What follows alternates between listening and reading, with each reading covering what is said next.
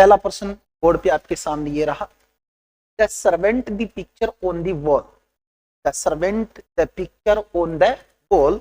अगर इस वाक्य को हम देखें तो अगर हमको पूछा जाता है कि इसमें करेक्ट फॉर्म आपको यूज करनी है कि वर्ब बतानी है, तो सबसे पहले तो हम क्या करते हैं कि कोई कीवर्ड ढूंढते हैं, यानी कि एडवर्ब ढूंढते हैं कि इसमें कोई टेंस की तरफ इशारा किया जा रहा है क्या। हमने देखा कि the servant the picture on the wall, यानी कि सर्वेंट ने दीवार पे पिक्चर को लगाया या लगाता है या लगा रहा था, ऐसा कुछ मतलब हमको ऑब्वियसली एडवर्ब दिखाई नहीं दे रहा। इसलिए वर्ब के माध्यम से हल करने का प्रयास करते हैं। देखिए बेटा, एक वर्ब होती है हंग, मैंने स्पेशली वाक्य को इस वर्ब के लिए लिया है। हंग, हंग का मतलब होता है लटकाना या टंगाना। अगर हम इस वाक्य को देखें तो ये नाउन सिंगुलर है।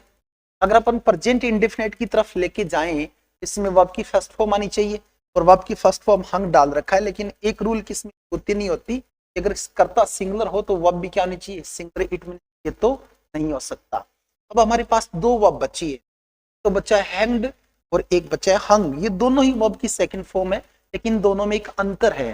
बड़ा दिलचस्प किस्सा है, ये सुनिएगा ध्यान से। तो हंग होता है ना, उनका हिंदी अर्थ होता है लटकाना या फिर कोई चीज को टांगना, लेकिन इसकी जो सेकंड फॉर्म होती है वो दो तरह से होती है। एक तो होती है HUNG, एक होती है HANTE, थर्ड फॉर्म भी HUNG होता है।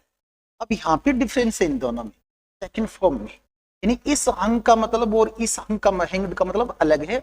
ये हैंग्ड उस परिस्थिति में काम में लिया जाता है जब किसी अपराधी को फांसी दी गई, फांसी दी जा रही है। जैसे criminal was hanged till death, ये अपराधी को मृत्यु तक लटका कर रखा गया। इस हैंग्ड का मतलब होता है फांसी पे लटकाना, तो फांसी वाली तो कोई बात ही नहीं हो रही है। इट मींस वर्ब का यूज भी हो सकता, तो अपना आंसर क्या बच गया, HUNG, हंग बच गया, और ये पास्ट इंडेफिनिट की तरफ इशारा कर रहा था। चलिए 2 नंबर प्रश्न लेते हैं। 2 नंबर प्रश्न कहता है बैड वेदर आवर हेल्थ, बड़ा इंपॉर्टेंट। बैड वेदर यानी कि जो खराब मौसम होता है, आवर हेल्थ हमारे स्वास्थ्य को।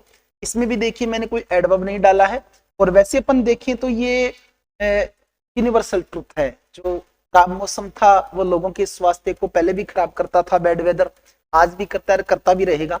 ये तो क्लियर सी बात है कि इसमें प्रेजेंट इंडेफिनिट टेंस आएगा, लेकिन मैंने समझाने का प्रयास किया है दो वर्ब को। एक वर्ब लिखा है EFFEC वर्ड लिखा है, एक लिखा है AFFE। इन दोनों में जो डिफरेंस है उसको आपने कभी नोट किया है? हमारे अंदर सबसे बड़ी कमी यही होती है, जब हम इंग्लिश को पढ़ते हैं तो जो वर्डों में अंतर है, शब्दों में जो अंतर होता है, उसको अपन समझने का प्रयास नहीं करते। ये जो इफेक्ट है मोस्टली नाउन के रूप में काम आता है, और ये जो इफेक्ट है वो मोस्टली वर्ब के रूप में काम आता है। इफेक्ट का अर्थ होता है प्रभाव, इफेक्ट का अर्थ होता है ओनली प्रभाव, और इस इफेक्ट का हिंदी अर्थ होता है असर डालना, प्रभाव डालना। तो ये तो नाउन है, और यहाँ पे हमको किसका पूछना है, वर्ब पूछी जा रही है, इसका यूज तो हो ही नहीं सकता। इस मींस इफेक्ट को हमने क्या कर दिया, कट कर दिया। अब हमारे पास एक बच गया अफेक्ट, एक बच गया अफेक्ट्स, और एक अफेक्टेड। मैंने कहा कि यूनिवर्सल ट्रूथ की तरफ इशारा कर रहा है, तो इसको भी मैं कट कर दूंगा, क्योंकि सेकंड फॉर्म का यूज तो पास्ट इंडेफिनिट टेंस में होता है, इसका भी यूज नहीं होगा। अब कितनी वर्ब बच गई, दो बच गई, एक बच गया अफेक्ट और एक बच गया अफेक्ट्स। तो प्रेजेंट इंडेफिनिट के साधारण वाक्य में याद कीजिए, जब सब्जेक्ट सिंगुलर हो तो वर्ब भी क्या आती है, सिंगुलर ही आती है। सिंगुलर वर्ब तब बनती है, पिछले वीडियोज में मैंने, पिछली क्लास में मैंने चर्चा की थी कि जब वर्ब की फर्स्ट फॉर्म जो root form of the verb है वो प्लूरल होती है, उसके साथ जब हम एस या ईएस का प्रयोग करते हैं तो वो सिंगुलर अवस्था में आ जाती है। तो हमें तो सिंगुलर वर्ब चाहिए, और ये अफेक्ट्स है वो सिंगुलर वर्ब रही। तो आज के बाद कभी भी इफेक्ट और अफेक्ट में प्रभावित आपको कंफ्यूज नहीं होना है। इफेक्ट मोस्टली नाउन और अफेक्ट का प्रयोग वर्ब की तरह किया जाता है। इफेक्ट का ओनली अर्थ होता है असर, और जो इफेक्ट है उसका अर्थ होता है प्रभाव डालना या प्रभावित करना। तो ये थे अपने दो प्रश्न। तीसरा प्रश्न देखिए, बड़ा ही इंपॉर्टेंट। इस प्रश्न की चर्चा मैंने पिछली क्लास में की थी, पिछले से पिछली क्लास में की थी। आपको मुझे बताने की क्या कोई कीवर्ड लग रहा है। It is time you, it is time you में मैंने दिया स्टडीड, स्टडीज, हैज स्टडीड और हैड स्टडीड। क्या आप मुझे बताएंगे कि याद है इसमें कौन सी वर्ब आती है? पिछली क्लास में मैंने बताया था अगर कोई भी सेंटेंस की शुरुआत it is time, it is high time से होती है तो उसमें हमेशा वर्ब की कौन सी फॉर्म आती है बेटा? रटी रटाई सी बात है, सेकंड फॉर्म आती है। कौन सी फॉर्म आती है? सेकंड फॉर्म आती है। तो इसमें देखिए ये तो हो नहीं सकता हैड स्टडीड, हैज स्टडीड, तो अपने पास ये स्टडीज फर्स्ट फॉर्म के सिंगुलर बनाया गया और सेकंड फॉर्म क्या बच गई? स्टडीड बच गया। स्टडी जो फर्स्ट फॉर्म होती है और इसकी सेकंड फॉर्म होती है स्टडीड, और थर्ड फॉर्म भी क्या होती है? स्टडीड होता है। तो ध्यान रखिए इससे संबंधित एक प्रश्न मैंने आगे और डाला है, दोनों में कंपैरिजन करेंगे अपन। देखिए नेक्स्ट प्रश्न 4 नंबर क्या कहता है? It is time to our journey. क्या आपको पिछले में इस सेंटेंस में कोई अंतर लगा? चलिए मैं दोबारा दिखा देता हूं। पिछला प्रश्न देखिए, पिछला प्रश्न कहता है it is time you, it is time you, और नेक्स्ट प्रश्न कहता है इट इज टाइम टू। यानी अंतर मैंने ये डाला है कि अगर it is time, it is high time के बाद अगर आपको ब्लैंक दिया जाता है तो वर्ब की कौन सी फॉर्म आनी है? सेकंड फॉर्म आनी है। लेकिन इसमें थोड़ा अंतर कर दिया, इसमें देखिए टू भी डाल दिया बीच में। क्या डाल दिया? टू। अगर it is time, it is high time के बाद अगर टू मिलता है तो भूल के भी गलती नहीं करना है, आपको उसमें सेकंड फॉर्म यूज नहीं करना है, क्योंकि टू के बाद जो इन्फिनेटिव यूज होता है और टू के बाद हमेशा वर्ब की कौन सी फॉर्म आती है बेटा? फर्स्ट फॉर्म आती है। तो बताइए मुझे कौन सा ऑप्शन सही होगा? Started, start, is starting, has started. तो आप डेफिनेटली कहेंगे कि सर जो रूट फॉर्म है वो तो स्टार्ट है, तो ऑप्शन आ जाएगा अपना बी। चलिए प्रश्न नंबर 5 की बात करते हैं। 5 नंबर प्रश्न कहता है when I went there, when I went there, जब मैं वहां गया। Charles a game of chess, तो चार्ल्स है वो एक चेस का गेम क्या कर रहा था? खेल रहा है या खेल रहा था। ऑप्शन दिया है is playing, were playing, was playing, has played. क्या आपको इसमें से लग रहा है कोई कीवर्ड जिसके माध्यम से आप पहचान कर पाएंगे इसमें कितना टेंस आएगा? थोड़ा सा दिमाग लगाइए, थोड़ा सा सोचिए। जब किसी सेंटेंस की शुरुआत वैन से होती हो, किससे होती है बेटा? वैन से। मैंने बताया था कि सेंटेंस की शुरुआत वैन से हो और इसमें वर्ब की सेकंड फॉर्म मिले तो नेक्स्ट क्लोज आता है वॉज या वर के साथ कौन सी फॉर्म आती है? वर्ब की आईएनजी वाली फॉर्म आती है। तो यहाँ पे देखिए वेंट वर्ब की कौन सी फॉर्म है? सेकंड फॉर्म है, और सेकंड फॉर्म आते ही क्लियर हो गया कि यहाँ चार्ल्स के साथ या तो वो जाएगा या फिर इसके साथ क्या आएगा? वर आएगा। तो इसके साथ जो वर्ब आएगी उसके साथ क्या लगाना? आईएनजी लगाना है। तो देखिए इज प्लेइंग तो हो नहीं सकता, वैसे भी नहीं हो सकता क्योंकि ये वाक्य पास्ट का है तो वो प्रेजेंट का नहीं हो सकता, कट हो गया। वर प्लेइंग हो सकता है क्या? वर प्लेइंग हो सकता है क्या? आपका उत्तर होगा, आंसर होगा डेफिनेटली नो सर, नहीं हो सकता, क्योंकि चार्ल्स है वो क्या है? सिंगुलर सब्जेक्ट है तो वर का यूज नहीं हो सकता। क्या वॉज प्लेइंग हो सकता है या हैज प्लेड हो सकता है? हैज की तो बात ही कट होगी। एक तो ये व्हेन वाला सेंटेंस, सेकंड फॉर्म, दूसरा ये रूल कि जब पहले सेंटेंस पास्ट टेंस का हो तो दूसरा पास्ट का ही रहेगा, प्रेजेंट या फ्यूचर का नहीं हो सकता। तो फिर ये प्रेजेंट कट हो गया और अपना आंसर क्या रह गया? Was playing. तरह से अपने कितने प्रश्न हल हो गए? 5 प्रश्न हमने हल कर लिए। चलिए छठे प्रश्न की तरफ बढ़ते हैं। छठा प्रश्न कहता है He was peeling out the banana while he in the pool। आपको 2 चीजें नई सीखने को मिलेगी। पहली चीज तो मुझे बताइए पिलिंग आउट का हिंदी अर्थ क्या होता है? पिलिंग ऑफ, सॉरी पिलिंग ऑफ जो वर्ड दिया है इसका हिंदी अर्थ क्या होता है? आपके लिए एक न्यू वर्ड है, एक नया वर्ड है जो ज्यादातर विद्यार्थियों के ध्यान में नहीं आता। पिलिंग ऑफ का अर्थ होता है बेटा छीलना। पिलिंग ऑफ का अर्थ होता है छीलना, यानी कोई चीज को जैसे बनाने का केला है उसको छीलना या कोई दूसरे फल को छीलना, उसको बोलते हैं peeling off. He was peeling off the banana, वो केला छील रहा था। वाइल, जबकि ही इन द पूल, वो तालाब में क्या कर रहा था? तो पिछला जो क्लास था उसको याद कीजिए, मैंने चर्चा की थी वाइल की, और वाइल के संदर्भ में मैंने बताया था, याद कीजिए क्या बताया था। मैंने कहा था कि वाइल के दोनों तरफ ही कंटिन्यूस टेंस आता है। कौन सा आता है? कंटिन्यूस आता है। चाहे प्रेजेंट हो सकता है और दोनों तरफ कौन सा हो सकता है? पास्ट हो सकता है। यदि एक तरफ प्रेजेंट इंडेफिनिट है तो दूसरी तरफ प्रेजेंट एक तरफ प्रेजेंट कंटिन्यूस है तो दूसरी तरफ भी प्रेजेंट कंटिन्यूस आएगा। एक तरफ पास्ट कंटिन्यूस है तो दूसरी तरफ क्या आएगा? पास्ट कंटिन्यूस आएगा। देखिए वॉज पिलिंग ऑफ, ये पास्ट कंटिन्यूस है। फिर कौन सा आना है? पास्ट कंटिन्यूस आना है। पहचान कर लीजिए पास्ट कंटिन्यूस की कौन सी वर्ब है। सेकंड फॉर्म तो नहीं हो सकती, हेड नहीं हो सकता। कितने बच गए? ये बच गया, एक ये बच गया, कुछ लड़के कहेंगे सर आपने गलत कर दिया, आपने डबल ऑप्शन डाल दिया एक जैसी। नहीं नहीं, ध्यान से देखिए, यही तो हमारा नजर का फेर होता है। कहते हैं ज्ञान चक्षु का खुलना। जब इंसान की ज्ञान चक्षु खुलती है ना, का मतलब होता है कि वो चीजों को कैच करता है कि हाँ यार ये गलती भी हो सकती है। इस स्विमिंग को देखिए और इस स्विमिंग को देखिए। स्विम जो वर्ड है ना, वर्ब स्विम, सॉरी मैं चलो इसको थोड़ा साफ कर लेता हूं। स्विम जो वर्ब है आईएनजी लगा है इसके साथ। पिछली क्लास में मैंने बताया था कि आईएनजी हमेशा वर्ब की कौन सी फॉर्म के साथ आता है बेटा, फर्स्ट फॉर्म के साथ आता है। ये दिया मैंने स्विम। अगर इसके साथ आप आईएनजी लगाते हैं तो आईएनजी वाला रूल याद कीजिए। यदि कोई वर्ब के अंत में आपको क्या मिलता है, कॉन्सोनेंट, उससे पहले वावल, उससे पहले कॉन्सोनेंट, आईएनजी लगाते समय अंतिम लेटर क्या हो जाता है, डबल हो जाता है। तो इसमें देखिए मैंने एम को डबल नहीं किया और इसमें एम को क्या किया है, डबल किया है, SWIMMING। तो इसका आंसर ए न होके क्या हो गया, डी हो गया। क्वेश्चन अपने अटेम्प्ट हो गए 6। चलिए 7th देखते हैं। बड़ा शानदार सा प्रश्न है। कई बार हम क्या करते हैं कि ज्यादा ज्ञान की वजह से मार खा जाते हैं। जरूरी नहीं कि वर्ब जब हमको पूछी जा रही है तो उसमें कीवर्ड ही डाला जाए, अन्य कोई पहचान के माध्यम से टेंस की हम पहचान कर सकते हैं। देखिए, one day Gautam Buddha was, कि एक दिन भगवान Gautam Buddha to the market, बाजार की तरफ जा रहे थे। अब इसमें वर्ब दिए जी going, goes, went, is going.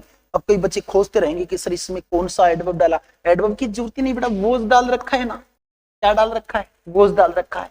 अगर वोज पर आ गया तो कंफर्म है, तो मैन वर्ब आएगी, फर्स्ट प्लस क्या आएगा, आईएनजी आएगा। वर्ब की फर्स्ट फॉर्म के साथ क्या लगेगा, आईएनजी लगेगा। पहचान लीजिए कहां लगा है, इज गोइंग हो सकता है क्या, नहीं, क्योंकि वोज दे रखा है एडवर्ब, इज कैसे होगा। फिर गोइंग बच गया आईएनजी फॉर्म।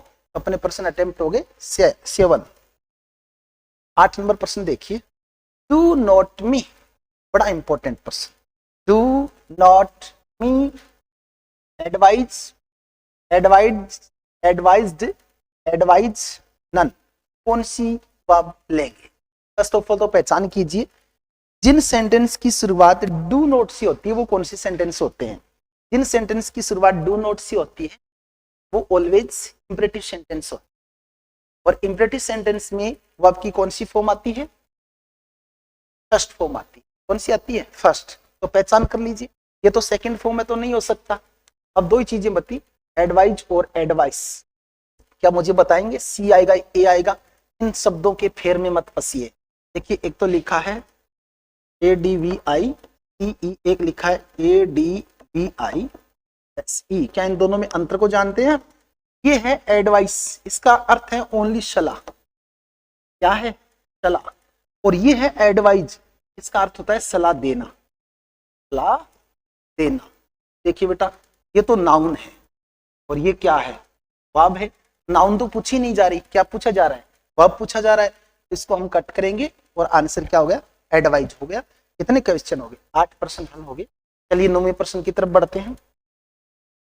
9 नंबर प्रश्न कहता है, आई इंग्लिश एवरी मंथ, आई इंग्लिश एवरी मंथ, मैं प्रत्येक महीने अंग्रेजी।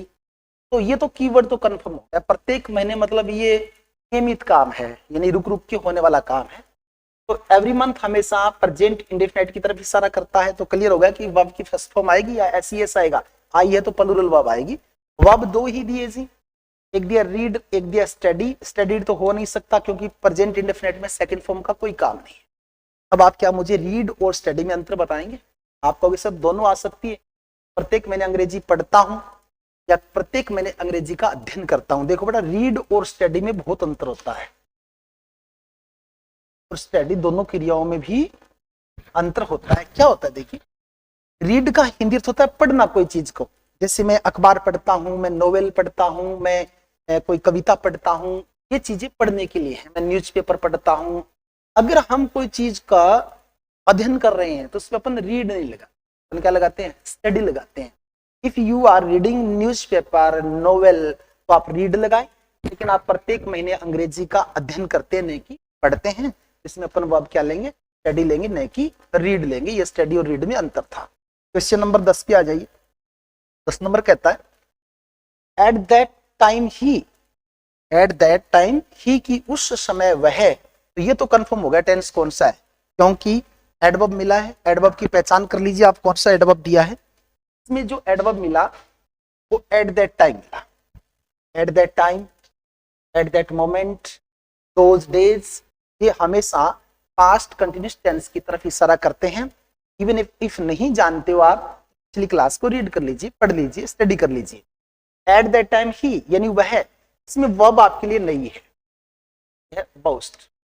ये तो क्लियर ही हो गया कि पास्ट कंटिन्यूस की कौन सी वर्ब आनी है। बोस्टिंग नहीं हो सकता, बोस्टेड नहीं हो सकता, कैन बोस्ट नहीं हो सकता। पास्ट कंटिन्यूस में तो वोज लगेगा, वोज और वोज एक में दिया है, तो वोज बोस्टिंग। अब आपको ये बताना है कि बोस्ट का हिंदी अर्थ क्या होता है। बोस्ट का हिंदी अर्थ होता है, कोई बताएगा मुझे?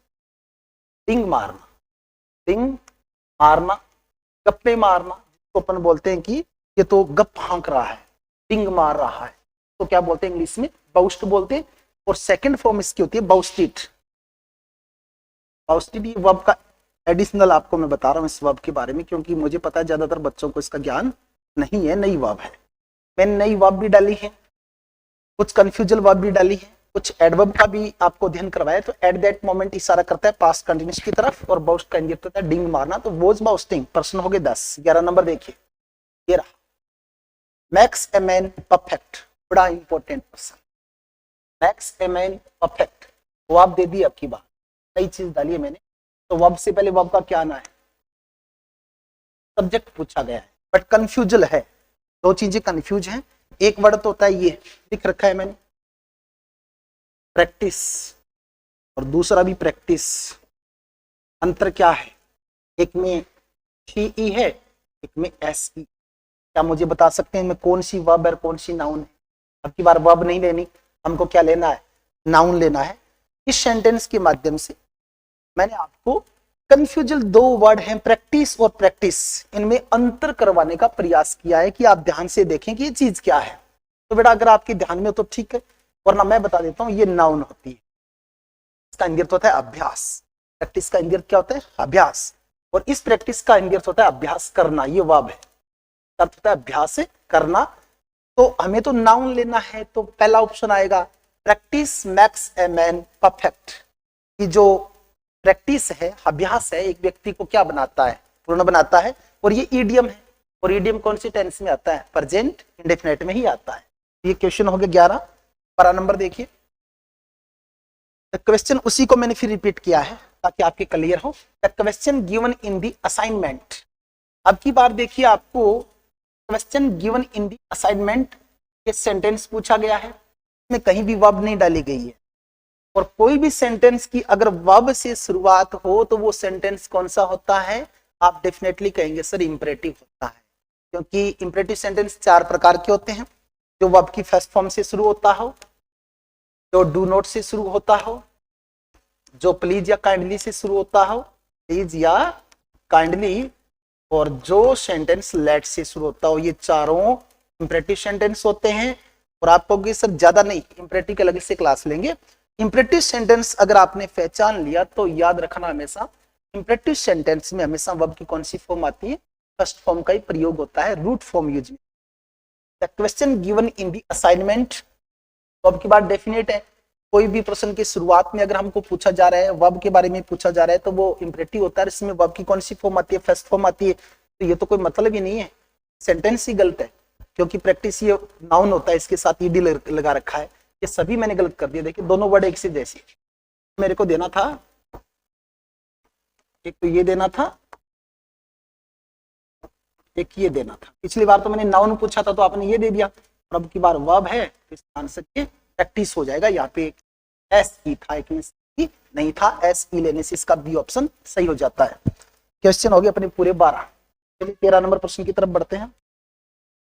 13 नंबर क्वेश्चन बड़ा ही इंपॉर्टेंट है, वर्ब का ज्ञान करवाना है मुझे आपको। I have a complaint against him, ये तो क्लियर हो गया वर्ब क्या आएगी, बट आपको ये भी पता होना चाहिए लोज का हिंदी अर्थ क्या होता है। नई वर्ब है, पहले आपके लिए मैंने डाला था पिलिंग ऑफ, हिलना, उसके बाद एक वर्ब थी बाउस्ट, डिंग मारना, गप्पे मारना। अब की बार है लौज। आई हैव आ गया तो कंफर्म हो गया, वर्ब की कौन सी फॉर्म आनी है? थर्ड फॉर्म आनी है। बट इसकी थर्ड फॉर्म है क्या? पहचाने तो सही, इट मीन्स ये नहीं हो सकता, ये अंजीर हेड वाला नहीं हो सकता, बच्चे तो दो हैं, या तो लव्ज या फिर लव्ज्ड। एक वर्ब होती है LOD, लव्ज, इसका इंग्लिश होता है दर्ज कराना। क्या कराना? दर्ज कराना। और सेकंड फॉर्म होती है लव्ज्ड, और थर्ड फॉर्म भी होती है लव्ज्ड। तो आंसर तो डेफिनेटली आपका आ गया। हमें थर्ड फॉर्म लेनी है तो आंसर क्या हो गया? ये लव्ज्ड हो गया। लेकिन इस लव्ज का हिंदी अर्थ होता है दर्ज करवाना कोई मामला। जैसे I have lodged a complain against him, कि मैंने उसके खिलाफ एक शिकायत दर्ज करवाई है या मैं करवा चुका हूं। ये आपका हो गया 13 प्रश्न।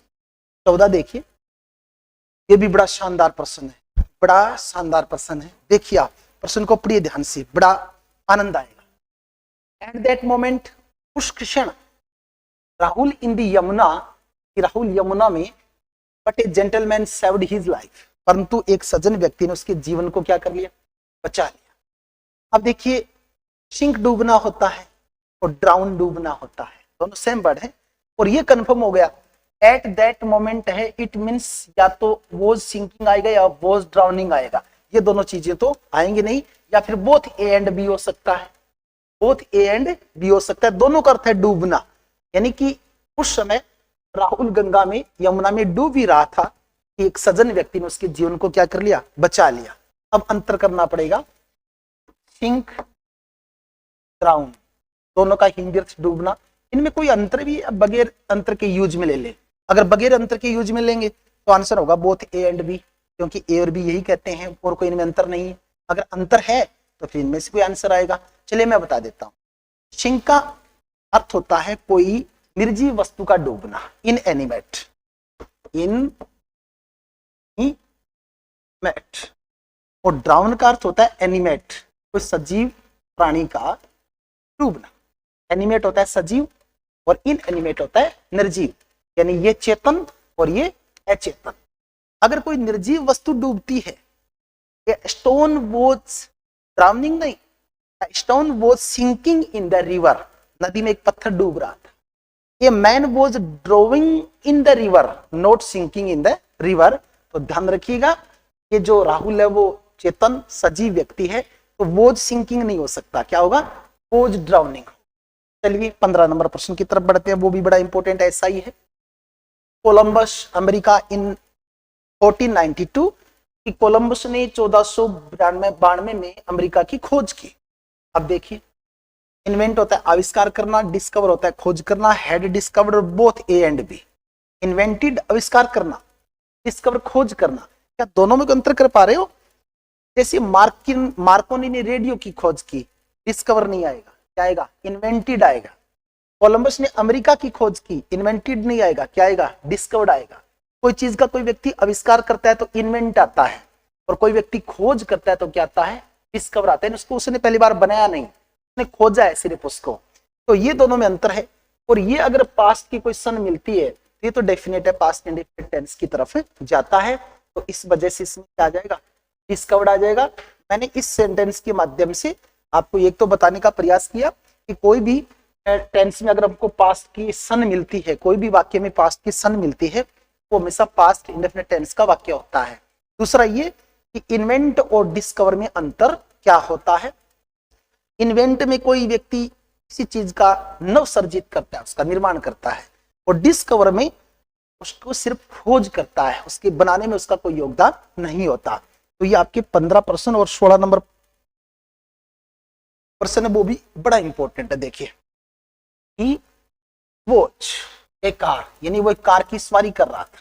अब देखिए बेटा, ये तो कंफर्म है, वो जो तो पास्ट कंटिन्यूअस टेंस है, आईएनजी वाली वर्ब आएगी। तो राइडिंग का मतलब भी सवारी करना, ड्राइविंग का मतलब भी सवारी करना, तो या राइडिंग आएगा या ड्राइविंग आएगा, नन का तो कोई मतलब नहीं। अगर दोनों सही हैं तो बोथ ए एंड बी आएगा। चलिए सोचिए फटाफट, 5 सेकंड का टाइम आपके पास। He was riding a car, he was driving a car. ज्यादातर बच्चों के दिमाग में तो आ जाएगा कि सिर्फ ड्राइविंग आता है, क्या राइडिंग नहीं आता? बाइक कर रहा है तो ड्राइविंग कर रहा है, राइड कर रहा है। बाइक चला रहा है तो राइडिंग कर रहा है, ड्राइविंग कर रहा है, ये अंतर बताना है मुझे। राइड का मतलब भी सवारी करना और ड्राइव का मतलब भी सवारी करना। राइड का मतलब होता है या तो कोई जानवर की सवारी करना, ही was riding on horse back, वो घोड़े की पीठ पे सवारी कर रहा था। ही was riding on A bike, वो बाइक की सवारी कर रहा था। ही was riding on A bicycle, bicycle की सवारी कर रहा था। ऑटो, ऑटो आती राइडिंग नहीं आएगा, फिर क्या आ जाएगा, ड्राइविंग आ जाएगा। दो पहिए वाले वाहन पे सवारी करना या फिर कोई जानवर पे सवारी करना, राइड आएगा। फोर व्हीलर पे सवारी करेगा कोई व्यक्ति तो क्या आएगा, ड्राइविंग आएगा, नहीं कि राइडिंग आएगा। तो यहां अपना आंसर क्या निकल के आता है, ड्राइविंग निकल के आता है, राइडिंग निकल के नहीं आती।